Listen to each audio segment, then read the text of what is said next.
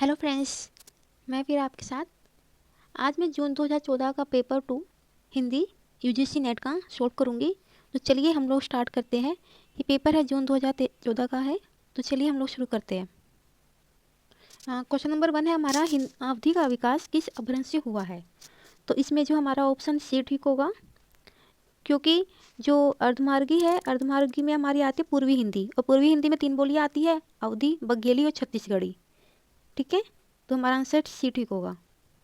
Question number 2 देखते हैं, इनमें से किसको संविधान की 8वीं अनुसूची में सम्मिलित नहीं किया गया है। तो इस पर ध्यान दीजिएगा, इसमें नहीं पूछा हुआ है। तो इससे पहले मैं आपको बता दूं कि संविधान की जो 8वीं अनुसूची है उसमें कुल 22 भाषाओं को सम्मिलित किया गया है। लेकिन स्टार्टिंग में इसमें सिर्फ 14 भाषाएं थी, वो थी असमिया, बंगाली, गुजराती, हिंदी, कन्नड़, कश्मीरी, मलयालम, मराठी, उड़ीसा और पंजाबी, तमिल, तेलुगु, संस्कृत और उर्दू। लेकिन जो 21वें संविधान संशोधन जो हमारा हुआ था 1967 में, उसके द्वारा है ना, जो सिंधी को भी इसमें शामिल किया गया था। और जो 71वां संविधान संशोधन हुआ था वो हुआ था 1992 में। तो उसमें है जो कोंकणी, मणिपुरी और नेपाली, इन तीनों को भी इसमें शामिल किया था। और जो 92वां संविधान संशोधन हमारा 2003 में अभी हुआ था, उसमें बोडो, संथाली, मैथिली और डोगरी, इनको भी हमारी 8वीं अनुसूची में शामिल किया था। और टोटल ये हो गई थी 12 भाषाएं। ठीक है, लेकिन इनमें से जो हमारे ऑप्शन है, हमारे ऑप्शन में से हमारा ऑप्शन सी होगा। क्यों? क्योंकि जो ब्रिज है ये एक कोई भाषा नहीं है, ये एक पश्चिमी हिंदी की एक बोली है। जो पश्चिमी हिंदी में आपको पता होगा कि पश्चिमी हिंदी में हमारी खड़ी बोली आती है, ब्रिज भाषा आती है, हरियाणवी आती है, बुंदेली और कन्नौजी। ये जो 5 है ये हमारी पश्चिमी हिंदी में आती है। तो ये एक उपभाषा ना होकर ये एक बोली है, तो इसमें हमारा आंसर सी हो जाएगा। क्वेश्चन नंबर 3 देखते हैं, विकास की दृष्टि से प्राकृतिक की पूर्वकालीन अवस्था का नाम। जो प्राकृतिक की जो पूर्वकालीन अवस्था है इसका नाम पाली है। ठीक है, क्यों? बात ये है कि जो हिंदी भाषा का जो विकास है ना, इसका सही क्रम जो हमारा है वो पहले तो संस्कृत है, फिर पाली, फिर प्राकृतिक, फिर अपभ्रंश और फिर हिंदी। तो प्राकृतिक की जो पूर्वकालीन अवस्था है, उससे पहले की है जो, उसको वो पाली कहते हैं, वो पाली है हमारी। तो हमारा आंसर ए ठीक होगा। क्वेश्चन नंबर 4 देखते हैं, गोकुलनाथ की रचना। तो मैं आपको इनमें सबकी रचनाकार बता देती हूँ। पम चरू के ये है, ये शंभू की रचना है। और ललित विस्तार ये हमारी है परशुराम शर्मा जी की। छंदानुशासन, और एक है हमारी ये 84 वैष्णव की वार्ता। तो जो हमारी ये 84 वैष्णव की वार्ता है ये गोकुल नाथ जी की है। तो हमारा आंसर 4 ठीक होगा। इसके अलावा इनकी एक बहुत ही फेमस रचना एक और है, जो कि है 252 वैष्णव की वार्ता। ये भी गोकुल नाथ की ही है। ये दोनों जो रचनाएं हैं दो गोकुल नाथ की है। नंबर 1 84 वैष्णव की वार्ता, और नंबर 2 252 वैष्णव की वार्ता। तो आप लोग ध्यान रखिएगा। क्वेश्चन नंबर 5 देखते हैं, काव्य अलंकार किसकी रचना है। जो काव्य अलंकार है ये भामा जी की रचना है। लेकिन इसके अलावा जो ये राजशेखर है, इनकी जो रचना है वो है काव्य मीमांसा। दंडी की रचना है काव्यादर्श, और रुद्र भट्ट की रचना है श्रृंगार तिलक। तो ये रचनाएं भी आप याद रखिएगा। प्रश्न नंबर 6 देखते हैं, इनमें से कौन सी रचना लल्लू लाल की नहीं है। तो मैं आपको बता दूं, जो सिंहासन 32, बैताश 25 और लाल चंद्रिका, ये 3 जो रचनाएं ये लल्लू लाल जी की है। और जो नहीं है वो है सुख सागर, क्योंकि जो सुख सागर है वो हमारी मुंशी सदासुख लाल जी की है, लल्लू लाल की नहीं है, वो सदासुख लाल जी की है। तो हमारा आंसर सी ठीक होगा। प्रश्न नंबर 7 देखते हैं, इनमें से इलाचंद जोशी का उपन्यास है, जो इसमें से जो ऑप्शन में से है वो हमारा ऑप्शन बी ठीक होगा, मुक्तिपथ। ये इलाचंद जी का उपन्यास है, और इसका जो प्रकाशन वर्ष है वो 1950 है, ये भी आप ध्यान रखिएगा। इसके अलावा जो है उपन्यास इसमें सुनीता, ये जगेंद्र जी का उपन्यास है। सुखदा, ये भी जगेंद्र जी का है। और तेरी मेरी उसकी बात, ये जो उपन्यास है ये जसपाल जी का है। तो ये भी आप ध्यान रखिएगा। प्रश्न नंबर 8 देखते हैं, इनमें से कौन मनोविश्लेषणवादी कथाकार नहीं है। तो नहीं है पूछा है। तो मैं आपको बता दूं कि जनेंद्र जो है, और इलाचंद जोशी और अग्गे, ये तीनों हैं, ये मनोविश्लेषणवादी उपन्यासकार है। और जो नहीं है वो है चतुर्सेन शास्त्री जी। तो हमारा आंसर बी ठीक होगा, क्योंकि जो चतुर्सेन शास्त्री जी है ये प्राकृतिकवादी ऐतिहासिक उपन्यासकार है। तो हमारा आंसर बी होगा। प्रश्न नंबर 9 देखते हैं। भारतेंदु हरिश्चंद्र का नाटक है, तो इनमें से जो भारतेंदु हरिश्चंद्र का नाटक है वो है विद्या सुंदर। ये भारतेंदु हरिश्चंद्र जी का नाटक है और इसका प्रकाशन वर्ष है, ये है 1868 का। ठीक है। प्रश्न नंबर 10 देखते हैं। इनमें से कौन सा काव्य रामकथा पर आधारित है?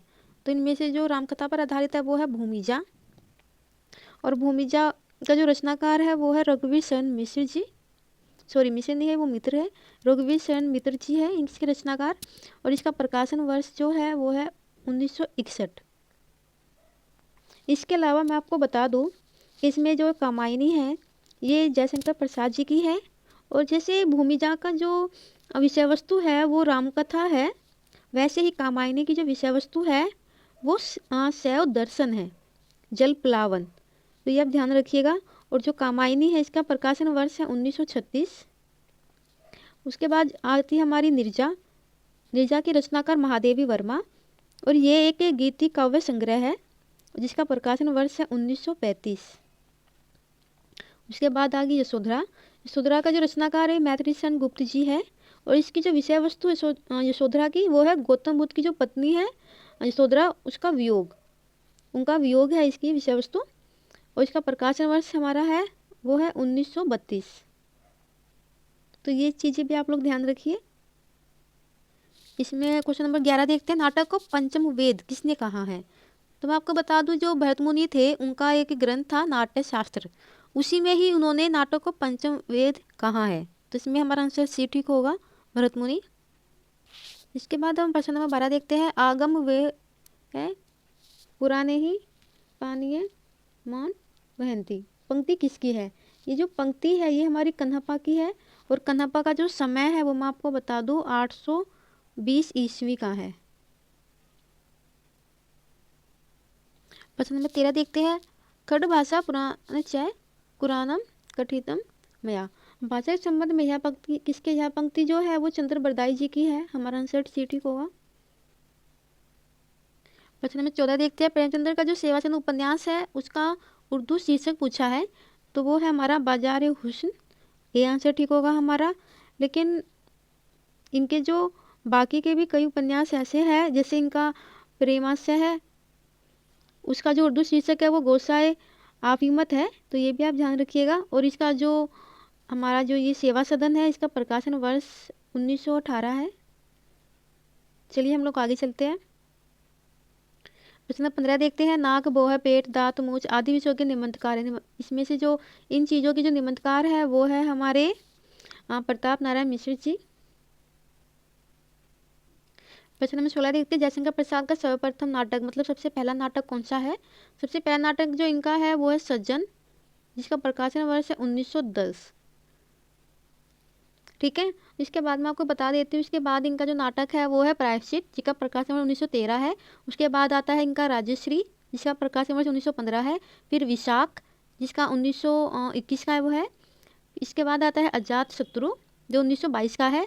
उसके बाद जनमेजय का नागयज्ञ, वो जो 1926 का है। उसके बाद कामना 1927, सकंदगुप्त 1928, चंद्रगुप्त 1931, एक घूंघट 1930, और ध्रुव स्वामिनी 1933। ध्रुव स्वामिनी इनका जो है अंतिम नाटक है। तो ये आप लोग ध्यान रखिएगा, मैंने आपको सभी बता दिए हैं, और जो ऑप्शन में दे रखे हैं ये वाले भी। ठीक है, तो आप लोग ध्यान रखिएगा। ऑप्शन वाली मैं एक बार आपको दोबारा बता देती हूँ। राजश्री जो है ये 1915 का है, और कामना जो है 1927, जैसे मैंने अभी आपको बताया था, और इनका विशाख 1900। अब हम लोग क्वेश्चन नंबर 17 देखते हैं। शब्दों की पद रचना पर आधारित भाषाओं के वर्गीकरण को क्या कहा जाता है? तो मैं आपको बता दूं, पहले पद रचना। पद रचना का जो संबंध है ये व्याकरण या भाषा की रूप रचना से है। ठीक है। और जो शब्दों की जो पद रचना पर आधारित जो भाषाओं का वर्गीकरण होता है उसको आकृति मूलक वर्गीकरण बोलते हैं। तो हमारा आंसर डी होगा इसमें। क्वेश्चन नंबर 18 देखते हैं। दूसरा दरवाजा किस विधा की रचनाएं है? ये किस विधा की रचना है ये हमें बताना है। दूसरा दरवाजा, तो मैं पहले आपको बता दूं कि दूसरा दरवाजा जो है ये एक नाटक है, नाटक विधा की है ये। और इसका जो प्रकाशन वर्ष है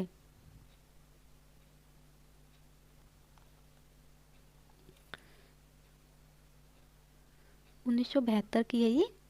और इसके जो लेखक है वो लक्ष्मी नारायण लाल जी है। क्वेश्चन नंबर 19 देखते हैं। इनमें से कौन सी रचना आत्मकथा है? तो मैं पहले आप लोगों को बता दूं कि जो इसमें ये है पहला पड़ाव, ये एक उपन्यास है जो कि श्रीलाल शुक्ल जी का है। उसके बाद मेरे साथ जन्म, ये एक आत्मकथा है जिसके रचनाकार हंसराज जी है। तो हमारा आंसर सी ठीक होगा। इसके अलावा आत्मदाह है, आत्मदाह है जो है ये एक उपन्यास है जो कि चतुर्सेन शास्त्री जी का है। क्वेश्चन नंबर 20 देखते हैं। रस गंगाधर ने पंडित राज जगन्नाथ ने किस बादशाह की प्रशंसा की है? जो पंडित राज जगन्नाथ जी की रचना है रस गंगाधर, उसमें ये पूछ रही है कि इस रचना में इन्होंने किस बादशाह की प्रशंसा की है। तो इन्होंने जो है शाहजहाँ की प्रशंसा इसमें की है। इसमें हमारा आंसर ए होगा। ये देखिए जो शाहजहाँ थे, ये जो जगन्नाथ जी थे ये शाहजहाँ के समकालीन थे और उनके दरबार में रहते थे। जो पंडित राज, जो इन्होंने ये आगे इनके लगा हुआ है जगन्नाथ जी के, पंडित राज की उपाधि इन्हें शाहजहाँ ने ही दी थी। ठीक है, तो इस रचना में उन्होंने शाहजहाँ की ही प्रशंसा की है। क्वेश्चन नंबर 21 देखते हैं। रचना काल के अनुसार भारतेंदु के नाटकों का सही क्रम क्या है? तो ये भारतेंदु जी के नाटक है, इनका सही क्रम हमें देखना है। तो इसमें हमारा आंसर डे ठीक होगा। जो भारत दुर्दशा है इसका जो रचना काल है ये है 1880 का। उसके बाद आती है नील देवी। नील देवी का जो रचना समय है वो 1881 का है। उसके बाद अंधेर नगरी, अंधेर नगरी का जो समय है वो भी 1881 है। उसके बाद आता है हमारा सती प्रताप। सती प्रताप जो है हमारा है ये 1882 का है। तो इनके जो क्रम से अकॉर्डिंग है हमारा आंसर डी ठीक होगा। क्वेश्चन नंबर 22 देखते हैं। पंत की काव्य रचनाओं का सही क्रम है। ये पंत जी की कुछ रचनाएं हैं काव्य रचना, तो इनका हमें सही क्रम देखना है। तो इनके अकॉर्डिंग हमारा जो आंसर बी ठीक होगा। जो पल्लव है इसका जो समय है ये मैं आपको बता देती हूँ, 1928 की रचना है ये। उसके बाद युगान नहीं, गुंजन। गुंजन जो हमारी है वो 1932 की रचना है। उसके बाद युगान हमारी 1936 की रचना है। और इसके बाद ग्राम्या, ग्राम्या जो हमारी है 1940 की रचना है। तो रचना कर्म के अकॉर्डिंग हमारा जो है ये सही है, आंसर बी। नेक्स्ट क्वेश्चन हमारा है 23वां। 23 में भी हमें कुछ उपन्यास दिए गए हैं और इनको प्रकाशन काल के अनुसार हमें लगाना है। तो इसमें हमारा आंसर डी ठीक होगा। सबसे पहला मैला आंचल। मैला का आंचल का जो प्रकाशन काल है वो है 1954। और इसके जो उपन्यासकार है वो फणीश्वरनाथ रेणु जी है।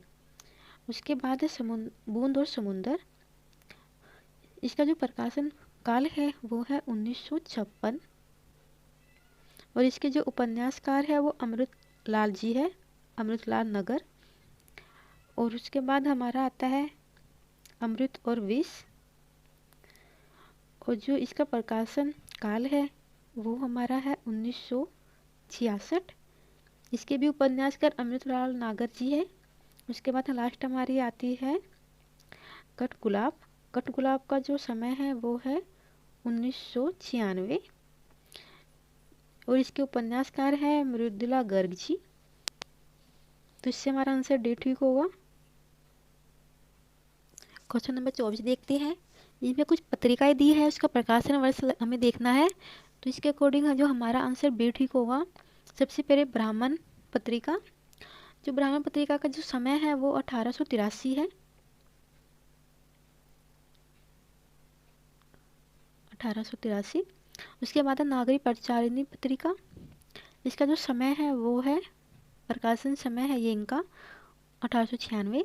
उसके बाद सरस्वती, सरस्वती पत्रिका का जो प्रकाशन वर्ष है वो है 1900।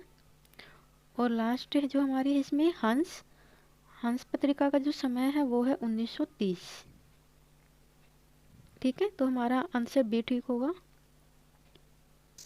इसके बाद क्वेश्चन हमारा 25 है कि ये ज्ञानपीठ पुरस्कृत कृतियाँ है, सॉरी, तो इसको हमें सही तरीके से लगाना है, लेकिन बात यह है कि इनमें से किसी में भी कोई क्रम इनका सही है नहीं, लेकिन मैं इनका सही क्रम आपको बता देती हूँ। सबसे पहले हमारी आएगी दिगंबा, उनका जो समय है, प्रकाशन वर्ष है, ये है 1959।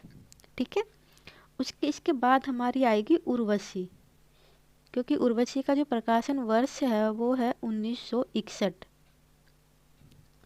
इसके बाद आएगी कितनी नाव में कितनी बार, इसका प्रकाशन वर्ष है 1967। और सबसे लास्ट में हमारी यामा आएगी, क्योंकि इसमें कहीं है नहीं ये वाला क्रम, तो यामा का जो प्रकाशन वर्ष है वो है 1940। ठीक है, तो ये इस तरीके से है, लेकिन जो ये क्रम है, ये क्रम के अकॉर्डिंग इसमें कहीं में भी ये दी गई नहीं है, क्योंकि इसमें सबसे छोटी, सबसे पहले की जो है ये यामा है, और यामा तो इनमें से कहीं में आगे दी ही नहीं है। ठीक है, तो मैंने आपको ये बता दिया है। अब हम आगे चलते हैं, क्वेश्चन नंबर 26 देखते हैं। ये कोई है रचनाकार के अनुसार काव्य का सही क्रम, ये काव्य दिए गए हैं, तो हम इसमें देखते हैं इनका सही क्रम क्या है। ये सभी काव्य मैं आपको बता दूं जयशंकर प्रसाद जी के हैं, और इसके ऑप्शन के अकॉर्डिंग हमारा ऑप्शन डी ठीक होगा। सबसे पहले कानन कुसुम, इसका जो समय है वो मैं आपको बता देती हूँ, 1913 की है ये। उसके बाद आंसू, आंसू 1925 की। उसके बाद लहर, लहर 1933। उसके बाद कामायनी, कामायनी जो इनकी रचना है वो है 1936 की। ठीक है, तो हमारा आंसर डी ठीक होगा इसमें। अब क्वेश्चन नंबर 27 देखते हैं। तो क्वेश्चन नंबर 27 में इन्होंने जो बोला है कि जीवन काल के आधार पर हमें कवियों का सही क्रम बताना है। ये जो ऑप्शन है, ऑप्शन के अकॉर्डिंग हमारा ए ठीक है, पहले अमीर खुसरो, फिर विद्यापति, फिर रैदास, फिर नानक। वो कैसे है इनका क्रम वो मैं आपको बताती हूँ। देखिए, जो अमीर खुसरो जी है उनका जो जीवन काल है, उनका जो जीवन काल है वो है 1255 से 1324 का। ठीक है, उसके बाद हमारे थे विद्यापति, जो विद्यापति का जीवन काल है वो है 1368 से लेके 1448 तक का। उसके बाद रैदास, रैदास जी का जो जीवन काल है वो है 1388 से लेके 1518 तक का। और लास्ट हमारे थे गुरु नानक ऑप्शन में, तो उनका जो जीवन काल है वो है 1469 से लेके 1538 का। ठीक है, इसके अलावा मैं आपको उनका जन्म स्थान बता देती हूँ। जो अमीर खुसरो जी थे इनका जन्म स्थान था पटियाली, उत्तर प्रदेश में है ये। और उसके बाद जो ये विद्यापति का जन्म स्थान हम आपको पता ही होगा, दरभंगा बिहार के थे। उसके बाद हमारे रैदास काशी उत्तर प्रदेश, और गुरु नानक जी ये तलवंडी लाहौर के थे, इनका जन्म काल था, सॉरी जन्म स्थान था उनका ये। तो चलिए हम लोग आगे चलते हैं, प्रश्न नंबर 28 देखते हैं। प्रकाशन काल की दृष्टि से प्रेमचंद के जो कुछ उपन्यास है इनका सही क्रम हमें बताना है। तो इसके ऑप्शन के अकॉर्डिंग हमारा ऑप्शन बी ठीक होगा। सबसे पहले सेवा सदन, जो सेवा सदन का जो प्रकाशन काल है वो है 1918। उसके बाद वरदान, वरदान का प्रकाशन काल है हमारा है 1921। उसके बाद रंगभूमि, रंगभूमि का है 1925। उसके बाद प्रतिज्ञा, प्रतिज्ञा का है 1929। तो हमारा बी ऑप्शन ठीक है। अब प्रश्न नंबर 29 देखते हैं। ये भीष्म साहनी जी के कुछ उपन्यास है और इनका हमें प्रकाशन काल के अकॉर्डिंग लगाना है कर्म। तो देखिए आप लोग देखते हैं, जो ऑप्शन है ऑप्शन के अकॉर्डिंग हमारा ऑप्शन डी ठीक होगा। इसमें सही कर्म इन्होंने दिया है। सबसे पहले इनका जो है कड़िया उपन्यास। जो कड़िया उपन्यास है इसका प्रकाशन काल जो है, मैं इधर लिख देती हूँ, ये है 1970 का। उसके बाद तमस इनका काफ़ी फेमस उपन्यास है जो कि है 1973 का। उसके बाद मियादास की माड़ी का जो समय है वो है 1988। उसके बाद है नीलिमा नीलोफर। इसका जो समय है ये है 2000 का। ठीक है, तो इसके जो प्रकाशन काल के अकॉर्डिंग हमारा आंसर डी ठीक होगा। इसके बाद प्रश्न नंबर 30 देखते हैं। ये विष्णु प्रभाकर जी की सही रचनाएं हैं, इनका सही क्रम हमें बताना है। तो ये जो ऑप्शन में दिए गए हैं इनमें सही क्रम सिर्फ एक में सी में है, जो कि सही है बिल्कुल। सबसे पहले देखिए इसमें है यादों की तीर्थ यात्रा, जिसका प्रकाशन काल है 1981 और ये एक संस्मरण है। उसके बाद है सृजन के सेतु। इसका जो समय है वो है 1990। जो ये भी एक संस्मरण है। इसमें ये 3 संस्मरण है। हम सफ़र मिलते रहे ये भी संस्मरण है, और जो अर्धनारीश्वर है ये एक उपन्यास है इनका। तो हम सफ़र मिलते रहे इसका जो समय है वो है 1996 और अर्धनारीश्वर इसका जो समय है यह है 1997 प्रकाशन काल। तो इनके प्रकाशन काल के अकॉर्डिंग हमारा आंसर सी ठीक होगा। अब प्रश्न नंबर 31 देखते हैं। ये कुछ रचनाएं हैं और इनको हमें मिलाना है उनके रचनाकार से। सबसे पहले यारों के यार 3 पहाड़। ये जो रचना है इसके जो रचनाकार है ये है कृष्णा सोपती जी की रचना है ये। तो ए का हमारा हो जाएगा 4th। ठीक है, उसके बाद ये इसका 4th हो गया, यहाँ पे लिख लेते हैं। उसके बाद बिना दीवारों का घर, इसके रचनाकार है मन्नू भंडारी जी। तो इसका 3rd तीसरा। उसके बाद है अकेला प्लास के जो रचनाकार है ये है मेहरू जी है ये इसकी 2nd। उसके बाद है शेष यात्रा की रचनाकार है उषा जी। तो ये हमारा हो गया 5। ठीक है, तो हम लोग आगे देखते हैं इसका आंसर क्या ठीक होगा। 4, 3, 2, 5। देखिए 4, 3, 2, 5 के अकॉर्डिंग हमारा जो है आंसर ए ठीक होगा। अब आगे चलते हैं। क्वेश्चन नंबर 32 देखते हैं। ये कुछ कहानियाँ हैं और उनके कहानीकार है और उनकी कहानियाँ हैं। तो हमें इनका मिलान करना है। शिव प्रसाद सिंह जी की जो कहानी है इनमें से है दादी माँ, 4th हमारा। उसके बाद यशपाल जी की जो रचना है इसमें से वो है पुलिस की सीटी, 3rd। ठीक है, उसके बाद जनेंद्र जी की जो कहानी है वो है पाजेब, 2nd। उसके बाद है माधवराव स्प्रे की जो कहानी है वो है एक टोकरी भर मिट्टी, 1st। तो 3, 4, 3, 2, 1। तो मैं देखते हैं आंसर क्या होता है। इसके 4, 3, 2, 1 के अकॉर्डिंग हमारा आंसर ए ठीक होगा। तो चलिए आगे चलते हैं। अब प्रश्न नंबर 33 देखते हैं। ये कुछ काव्य शास्त्रीय कृतियाँ है और उनके आचार्य हैं। तो हमें इनका मिलान करना है। तो सबसे पहले है भारतीय साहित्य शास्त्र, इसके जो आचार्य है ये है बलदेव जी। तो हमारा आंसर 2 ठीक होगा इसमें। उसके बाद है भारतीय काव्य शास्त्र की भूमिका, इसके आचार्य है ये है नगेंद्र जी, 3। उसके बाद रस मीमांसा रामचंद्र शुक्ल जी की है। 4। के बाद काव्य अनुशासन, काव्य अनुशासन के जो आचार्य है वे है हेमचंद्र जी। 1। तो 2 3 4 1, तो 2 3 4 1 के अकॉर्डिंग हमारा आंसर सी ठीक होगा इसमें। अब क्वेश्चन नंबर 34 देखते हैं। इसमें कुछ पत्रिकाएं दी गई है और उनका प्रकाशन स्थान हमें बताना है। ठीक है, तो सबसे पहली हमारी जो पत्रिका है वो है नागरिक पंचानी पत्रिका। इसका जो प्रकाशन स्थान है ये है काशी, तो इसका हमारा आंसर 4 हो जाएगा। उसके बाद है सम्मेलन पत्रिका, इसका प्रकाशन स्थान है इलाहाबाद।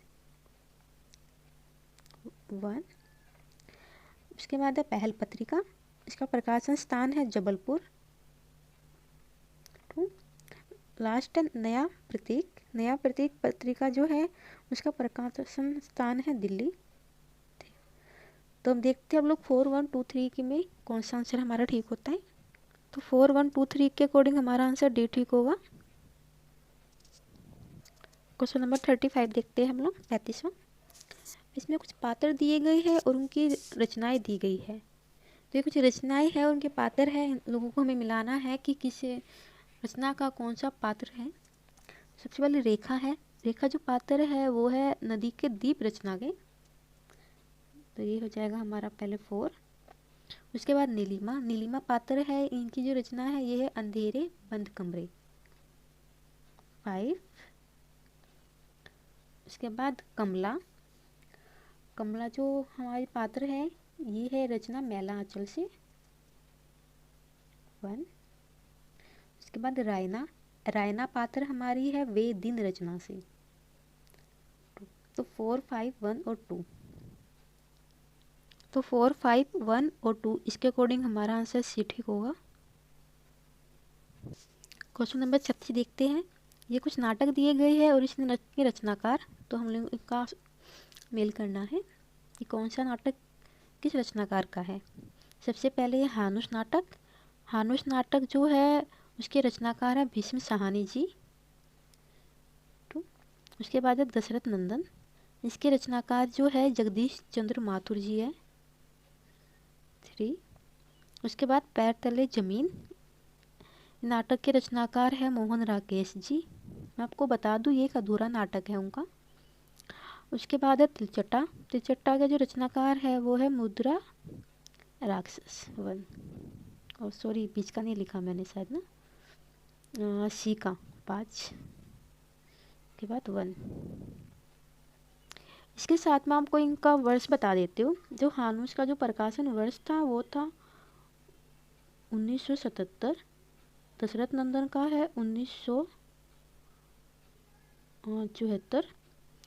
ये जो बताया था मैंने आपकी ये पूर्ण था नहीं। इसके बाद है तिलचट्टा, तिलचट्टा का जो समय है वो है 1973।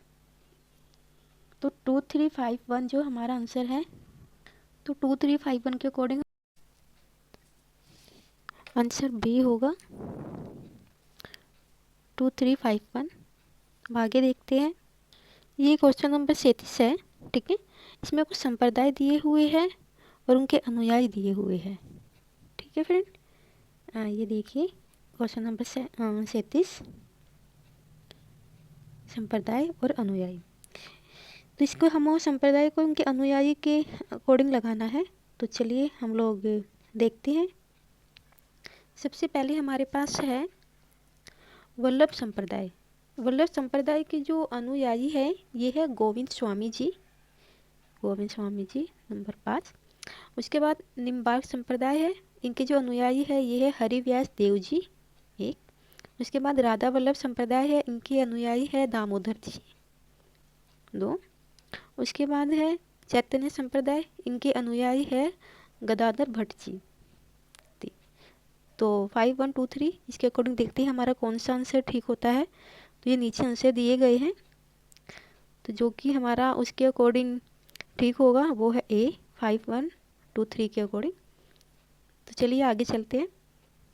क्वेश्चन नंबर 38 देखते हैं। ये कुछ रचनाएं हैं, उनकी विधाएं हमें बतानी है। सबसे पहले है प्रीत की छाया, जो प्रीत की छाया है इसकी जो विधा है वो है उपन्यास, तो ये हमारा 4। उसके बाद है करबला, करबला की जो विधा है ये है नाटक। एक। उसके बाद है चितवन की इच्छा, इसकी जो विधा है ये विधा है, ये एक निबंध है। दो। उसके बाद है अन्य से अनन्या, ये है एक आत्मकथा है। ठीक है। तीन। साथ में मैं आपको इनके रचनाकार बता देती हूँ। प्रेत की छाया है इसके रचनाकार है इलाचंद्र जोशी जी। उसके बाद करबला, ये जो है ये प्रेमचंद की रचना है। उसके बाद चितवन की छां, ये विद्यानिवास मिश्र जी का निबंध है। उसके बाद है अन्या से अनन्या, ये एक आत्मकथा है और ये प्रभा खेतान जी की है। साथ में मैं आपको इनका प्रकाशन वर्ष भी बता देती हूँ। प्रेत की छाया का प्रकाशन वर्ष जो है ये है 1944। उसके बाद है करबला का प्रकाशन वर्ष है 1928। उसके बाद चितवन की छां का है 1953। अन्या से अनन्या का है 2007।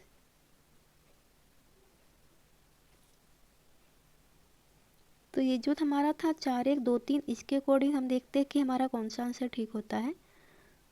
तो 4 1 2 3 सॉरी 4 1 2 3 के अकॉर्डिंग हमारा आंसर ये ठीक होगा, आंसर बी।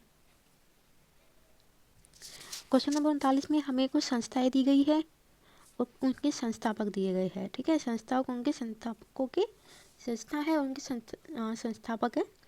तो ब्रह्म समाज जो है संस्था, इसके संस्थापक कौन है? राजा राममोहन राय जी। 4। उसके बाद है प्रार्थना समाज, इसके संस्थापक है केशव चंद्र जी। उसके बाद है आर्य समाज, इनके है दयानंद जी। उसके बाद है रामकृष्ण मिशन, इसके संस्थापक है विवेकानंद जी।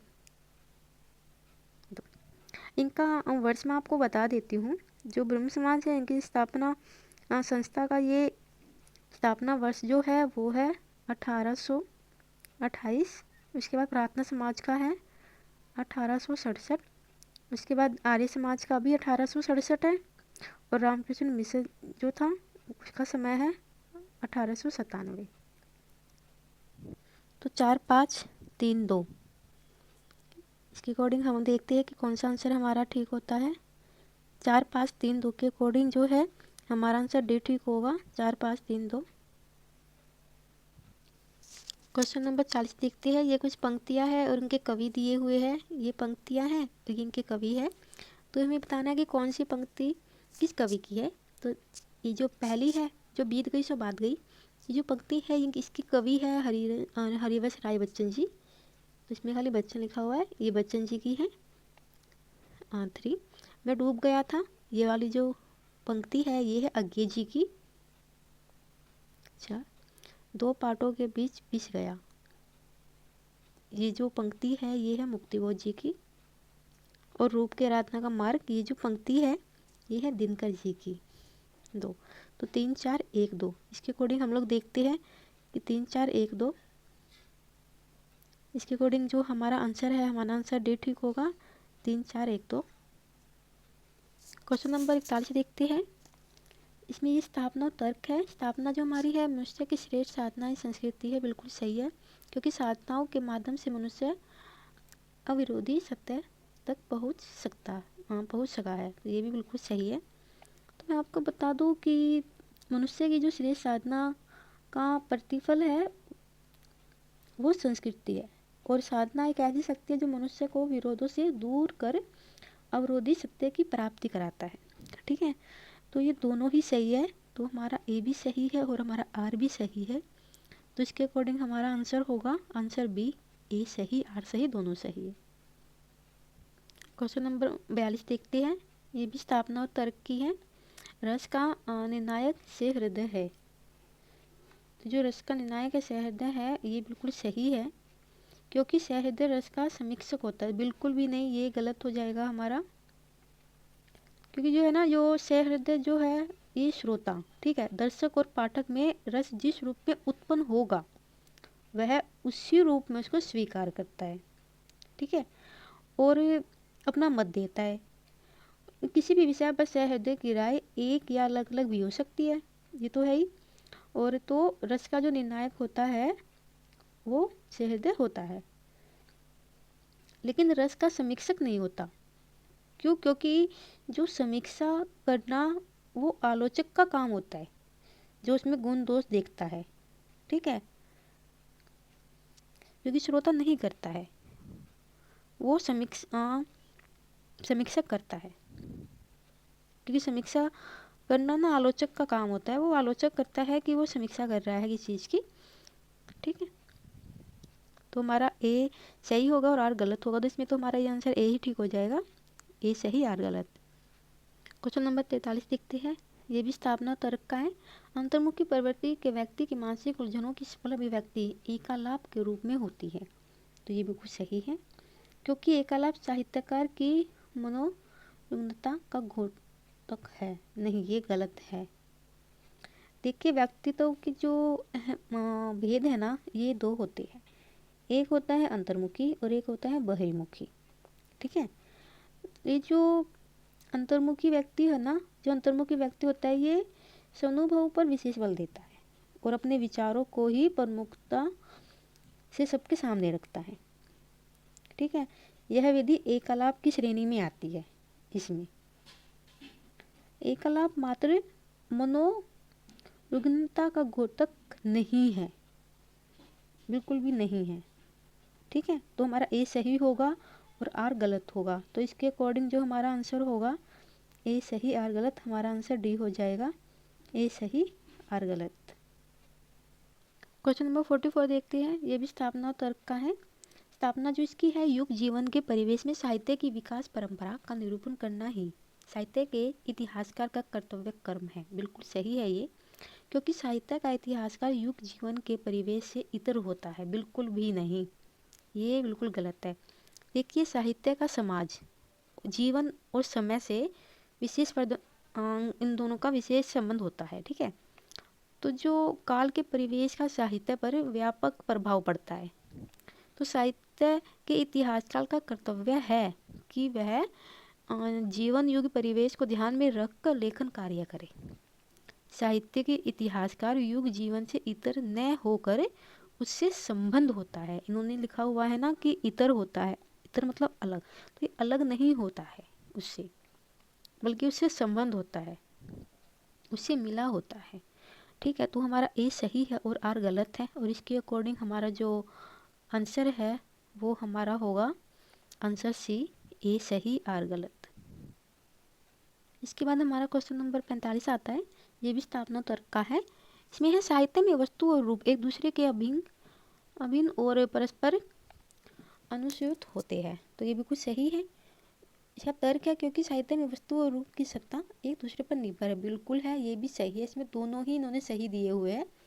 जो बिंब और प्रतिबिंब के रूप में वस्तु और रूप का साहित्य में अनुयाग से संबंध है, ठीक है। इसमें वस्तु की स्थिति रूप पर और रूप की स्थिति वस्तु पर निर्भर है, तो हमारे दोनों ही सही है ये। इसमें हमें देखते हैं कि दोनों ही सही किस ऑप्शन में दिए हैं, तो इसमें हमारा आंसर बी ठीक होगा, ए सही आर सी दोनों सही।